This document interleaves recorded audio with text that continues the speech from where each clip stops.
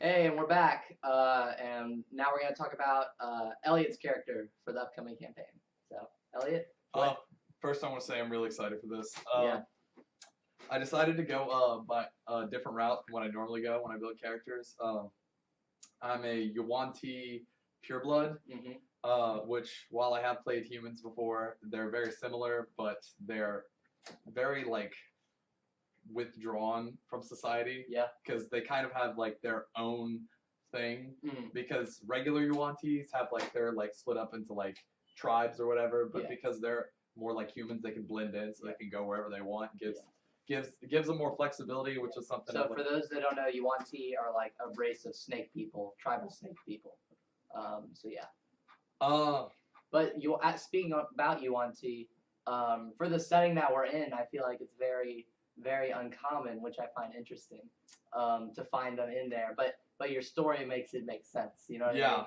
mean? Well, one thing I know that I did is like whenever I figured out we were going to be in the Underdark, that obviously Yuan-Ti are nowhere near the Underdark, so I figured Yeah. I'd do something wild but have a story to back it up. Yeah, So yeah, that's a good so idea. that's what I figured I'd do. So since Yuan-Ti can blend in, we were kind of just in this little like area in the overworld, and I was just with my family, and then at 15, a bunch of goblins and hobgoblins came from out of the Underdark and just murdered my family.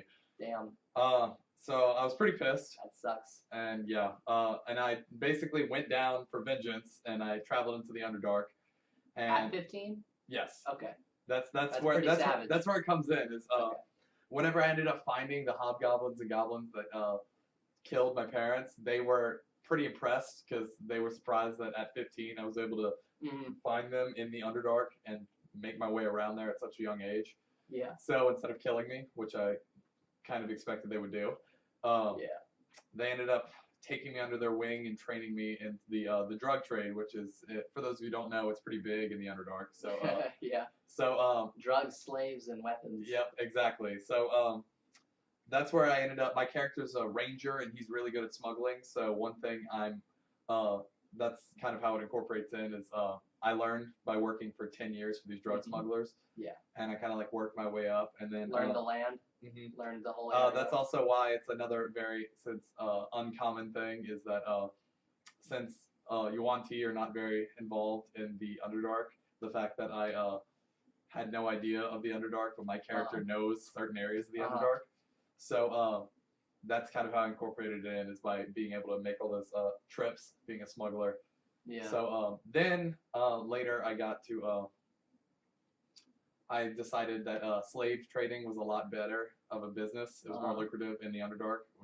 So I decided to start my own thing there. Eventually got into arms because it was also a pretty big thing. Yeah. Kind of built my empire, but then the original goblins and hobgoblins who took me under their wing ended up stabbing me in the back and turning me in, and Yeah. that's how I ended up in prison. So Yeah. So your character is giving me like a very like neutral vibe to it. Like you're definitely not evil, but you're definitely not 100% good either. Would you consider yourself maybe like true neutral? probably not because No? I know I kind of have a little vengeance, and of course it kind of goes with the type of since I'm part snake, I'm kind of a snake. Yeah. I'm chaotic neutral, but I really just side with whoever pays the most gold. Okay. So whatever makes me the most money, kind of at this point is And that's where I interesting. side. Yeah, that's interesting for group play as well. Are you gonna stay with the team, especially whenever the enemies like offer you payment? Like you have to find a different motivation at that point. Well, I know because I don't know the whole Underdark. Mhm. Obviously, it wouldn't be a good idea. Yeah. So I'm pretty smart. I mean, I'm not like stupid, but Yeah. Okay. but my character, I mean, I know my character is not very strong. He's a ranger, so he's more of a ranged attacker, which is why he picked that up from being able to smuggle arms. He ended up Yeah. taking a liking to weapons. So Okay. So here's a question. You said your character is going to be a ranger. What is the main motivation for, I guess, playing that class? mainly for me personally, it was because I didn't. I've never played a ranger before. I played it like once, but it was for the one shot. Mhm. And I really liked the ranger, like Yeah. the class ranger. Pretty cool. Yeah. It reminded me of more of like the range version of like a paladin, but just less religion, Yeah. I guess. And I like paladins, so that was kind of another reason why. Yeah. But also because since we're gonna be in the Underdark and there's gonna be a lot of things that are just gonna there's gonna be a lot of jump scares. Yeah. I figured that I might as well be able to attack them from afar instead of There you having to go. go run up and That's smart. and try and Leroy Jenkins them. Yeah, that's a good idea. But God. yeah. Yeah.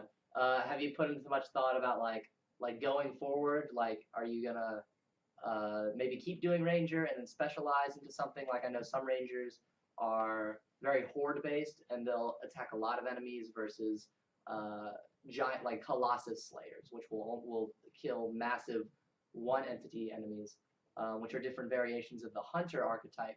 Or would you might want to go the beastmaster archetype, where you basically befriend like a beast from the Underdark and they follow you and help you. What do you think? Probably I've been more of a solo guy anyway. Or I've been more of a group player in past sessions, but my character is kind of set up to where he's more of a solo guy. So Lone wolf. Yeah, not necessarily lone wolf, but like he'll break off whenever he needs to, and basically even though he'll still work probably with the group, he'll also equally like disband from the group and go and do his own thing for a little bit. Yeah. Okay. Kind of does whatever gets him the most benefit. Yeah. So. Okay. All right. Yeah, I really like your character. I think it is one of those that I think DMs really like, in that it's like a complete stranger to the situation.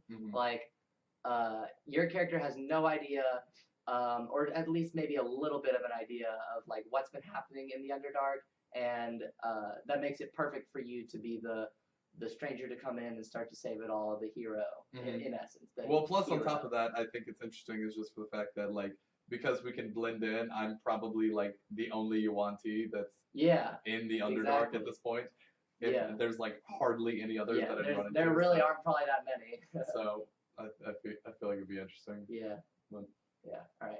Well, anything else you want to talk about before we sign off? No, I think we're good. All right. Well, that's it from us.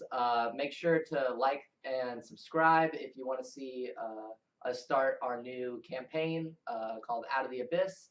And we'll see y'all later.